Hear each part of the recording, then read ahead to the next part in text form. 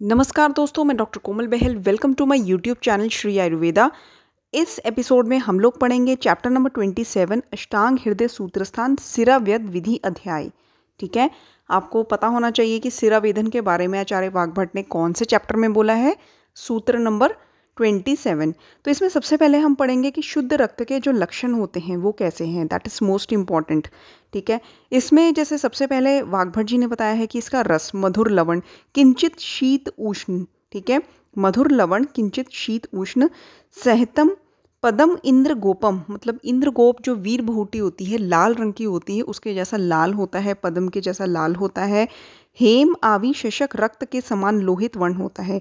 इसमें जो की पॉइंट है दैट इज शशक रक्त, मार्क कर लीजिए, क्योंकि जो मधुर है, लवण है, किंचित शीत उष्ण है, इंद्र गोप जैसा है, तो ये तो सभी आचार्यों ने बताया है। ठीक है, चरक जी ने भी बताया है, लेकिन जो शशक रक्त वर्ड है ये वाग्भट जी ने यूज़ किया है। शशक रक्त करके अगर शुद्ध रक्त के लक्षण पूछे जाएं तो आचार्य वाग्भट जी का ही आपने करेक्ट टिक मार्क करना है। और पित्त और कफ ये दो दोष हैं जिसके कारण रक्त दूषित होता है। अब कौन से ऐसे रोग हैं जिसमें रक्त प्रकोपित हो जाता है, मतलब या इसको इस तरह से भी कह सकते हैं कि रक्त के प्रकोप होने से कौन से रोग होते हैं। तो विसर्प है, विदर्दी है, प्लीहा है, गुल्म है। ठीक है, और ज्वर, मुख, नेत्र रोग, शिरो रोग, मद, तृष्णा, लवण आस्यता, गाउटी आर्थराइटिस मतलब वात रक्त है, रक्त पित्त है, बॉडी से कहीं भी ब्लीडिंग हो रही हो, अपर पार्ट, लोअर पार्ट, ठीक है, नेजल एपिस्टेक्सिस हो रही हो या रेक्टल ब्लीडिंग हो रही हो, या फिर खट्टे डकार आए, कटु अम्ल उद्गार, तो आपको समझ लेना चाहिए कि पेशेंट का रक्त भी दूषित है, जिसमें हमें सिरावेधन चिकित्सा करनी है। आपको अपना रेगुलर जो ट्रीटमेंट है इसके लिए वो तो देना ही है, ब्लड प्योरीफाइंग ट्रीटमेंट दे देना है। ठीक है, और साथ में आपने सिरावेधन करना है। सिरावेधन की टेक्निक होती है दोस्तों, अगर आपको वो टेक्निक आ जाती है तो आप अवश्य उसको अपनी क्लिनिकल प्रैक्टिस में अप्लाई करें, बिकॉज उसके बहुत अच्छे रिजल्ट्स होते हैं। इस चैप्टर में भी हम यही पढ़ेंगे कि सिरावेधन के क्या इंडिकेशंस हैं, क्या कॉन्ट्राइंडिकेशंस हैं, और कौन से डिजीज़ में सिरावेधन कहाँ पे शरीर पे किया जाता है। ठीक है, तो सिरावेधन जो निषेध है, सबसे पहले तो 16 वर्ष से पहले और 70 वर्ष के बाद सिरावेधन नहीं करना चाहिए। एंड कई कंडीशंस होती हैं, जैसे कि स्नेहन ना किया हो या स्वेदन ना किया हो या फिर अत्यधिक स्वेदन किया हो, वात का रोगी हो, सूतिका हो आफ्टर डिलीवरी, ठीक है, अतिसार में, कास श्वास में, उदर में, वमन में, पांडु में, जिसने स्नेह पिया हो, या फिर पंचकर्मा के बाद, या फिर जिसकी सिरा जो है अनउत्थित हो, मतलब कि वेन्स प्रोमिनेंट नहीं है, जिससे पता ही नहीं चल रहा कि कहाँ पे पंक्चर करना है, और फिर तिर्यक वेधन। ठीक है, तो वेधन जो है वो तिर्यक टेढ़ा वेधन, ये सब नहीं करना है 16 वर्ष से पूर्व और 70 वर्ष के पश्चात। अस्निग्ध, अस्वेदित और अतिस्निग्ध, वात रोगी, सूतिका, अजीर्ण, रक्तपित्त, श्वास, कास, अतिसार, उदर, वमन, पांडु, ठीक है, पंचकर्मा के बाद अनुत्थित सिरा या तिर्यक वेधन, तो ऐसे केसेस में सिरावेधन नहीं किया जाता। सिरावेधन का जो स्थान होता है अब वो पढ़ेंगे। ठीक है, आपको पता होना चाहिए कि सिरावेधन जो है कौन से रोग में सिरावेधन कहाँ किया जाता है। ये क्वेश्चन इसमें से कई बार आ चुका है, जैसे कि शिरो और नेत्र विकार में, ललाट, सिरा, अपांग, नासा सिरा में सिरावेधन किया जाता है। दोस्तों इस चैप्टर को हम जो है 2 पार्ट्स में पढ़ेंगे, क्योंकि सिरावेधन का एक एक पॉइंट जो है वो हमें लर्न करना है और अच्छे से दिमाग में रखना है, और एक ही बार में अगर मैं आपको सारे पॉइंट्स करवा दूंगी तो उसमें कन्फ्यूजन रहेगा। ठीक है, तो आज हम इसका जो पहला पार्ट है वो पढ़ेंगे, फिर आधा जो है चैप्टर आपको कल पढ़ाऊंगी। शिरो नेत्र विकार जो है, जैसे कि ललाट सिरा, ललाट की जो सिरा होती है फोरहेड की, और अपांग की, नासा सिरा, इनमें वेधन किया जाता है। कर्ण रोग में कर्ण मूल की सिरा का वेधन किया जाता है, ये आप गैस कर लेंगे। और जैसे कि नासा रोग में नासा अग्रे सिरा, नासा के जो फ्रंटल नेजल पार्ट है वहाँ पे जो वेन होती है वहाँ पे सिरा वेधन किया जाता है। आपको एक ब्रीफ नॉलेज होनी चाहिए, कल को आप सिरा वेधन सीखना भी चाहते हैं तो आपको जस्ट मोटा मोटा ज्ञान तो होना ही चाहिए कि जैसे नासा रोग है तो उसमें नासा अग्रे सिरा, नासा के अग्र भाग में सिरा का वेधन किया जाता है। ठीक है, प्रैक्टिकली तो आप सीखेंगे ही, लेकिन पता भी होना चाहिए। पीनस में मतलब कि जो ज़ुकाम है उसमें नासा और ललाट के मध्यम की सिरा का वेधन करना चाहिए। ठीक है, नोज़ और फोरहेड के मध्यम की सिरा का। मुख रोग में जीवा, ओष्ठ, हनु, तालुगत सिरा। ठीक है, मुख रोग में जीवा, ओष्ठ, हनु और तालुगत सिराएं जो होती हैं इनका वेधन करना चाहिए। ऊर्ध्व जत्रुगत जो ग्रंथियां होती हैं, मतलब कि जो भी थोरेक्स एरिया में लिम्फ नोड्स होती हैं, ग्रंथियाँ होती हैं, उसमें जो है जो सिरा वेदन है वो ग्रीवा में, कर्ण में, शंख आश्रित जो सिराएं होती हैं उनका वेदन करना चाहिए। ग्रीवा, कर्ण, शंख आश्रित सिराएं। उन्माद में हमें कहाँ पे सिरा वेदन करना चाहिए? उन्माद में हमें जितनी भी उरो अपांग ललाट स्थित सिरा का वेदन करना चाहिए। ठीक है, उन्माद में उरो अपांग ललाट स्थित सिरा का वेदन करना चाहिए।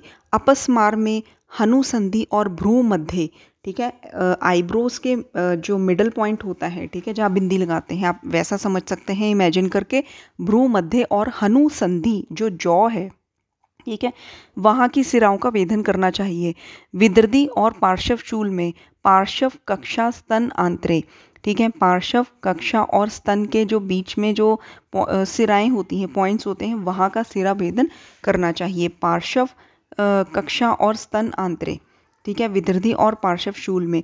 तिर्यक ज्वर में स्कंद के बीच जो स्थित सिरा होती है, मतलब शोल्डर के अराउंड जो एरिया है, वहाँ पर जो सिरा स्थित होती है, वहाँ पे हमें सिरा वेदन करना चाहिए। चतुर्थक ज्वर में स्कंद के नीचे की सिरा का वेदन करना चाहिए। शूल युक्त प्रवाहिका में श्रोणितो द्वय अंगुल स्थिताम, ठीक है, श्रोणित के दो अंगुल के एरिया में जो सिराएं होती हैं उसका वेदन करना चाहिए। ठीक है, जब पेनफुल लूज मोशंस होते हैं, लोअर एब्डोमिनल पेन है बहुत ज़्यादा और लूज मोशंस हैं, देन श्रोणित एरिया में जो हमारी वेस्ट का एरिया है, वहाँ पे उस एरिया में श्रोणितो द्वय अंगुल स्थिताम सिरा का वेदन करना चाहिए। शुक्र मेड़ आमे, ठीक है, इसमें शुक्र और मेड़ की जितनी भी प्रॉब्लम्स हैं, शुक्र की व्याधि है या मेड़ के रिलेटेड व्याधि है, तो उसमें मेड़ स्थित सिरा का वेदन करना चाहिए। मोस्टली जहाँ की डिजीज़ है वहाँ का ही सराउंडिंग एरियाज़ में जो सिराएं हैं उसका वेदन किया जाता है, लेकिन 2, 3 या 4 बार आई थिंक आपको ज़रूर पढ़ना चाहिए ताकि आपको अच्छे से ये लर्न हो जाए। एंड ये जो पॉइंट्स मैं आपको करवा रही हूँ ये एक बार में लर्न नहीं होने वाले। मैं आपको हमेशा अपनी क्लासेस में बताती हूँ कि जो इम्पॉर्टेंट पॉइंट्स हैं एंड इम्पॉर्टेंट के अलावा जो पॉइंट्स ऐसे हैं जैसे कि मात्राएं वगैरह जो भूलने के पूरे चांसेस होते हैं, उसकी चिट बना के आप अपने सामने वाली वॉल पे, कबर्ड पे, जो भी आपके सामने है, नज़रों के सामने, उस पर लगा लीजिए, पेस्ट कर लीजिए। ठीक है, तो ये भी जो सिराओं के पॉइंट्स हैं, तो आई सुजेस्ट कि ये जो पॉइंट्स हैं आपको इसकी भी चिट बना के जो है वॉल पे चिपका लेनी चाहिए। ठीक है, ताकि आप रोज़ इसको देखें, रोज़ 1 मिनट ज़रूर दें। शिरो नेत्र विकार जो है ललाट सिरा, मैं एक बार रिवीजन कर देती हूँ। शिरो नेत्र विकार जो है ललाट में सिराएं, अपांग और नासा सिरा में जो है इनका वेदन करना चाहिए। कर्ण रोग में कर्ण मूल में सिराओं का, नासा रोग में नासा अग्रे सिरा का, पीनस रोग में जुखाम है तो ऑब्वियसली नासा और ललाट के मध्यम वाली सिरा का, मुख रोग में जीवा, ओष्ठ, हनु, तालु का सिरा का, तो वहीं के सराउंडिंग एरियाज के सिरा का वेदन करना है।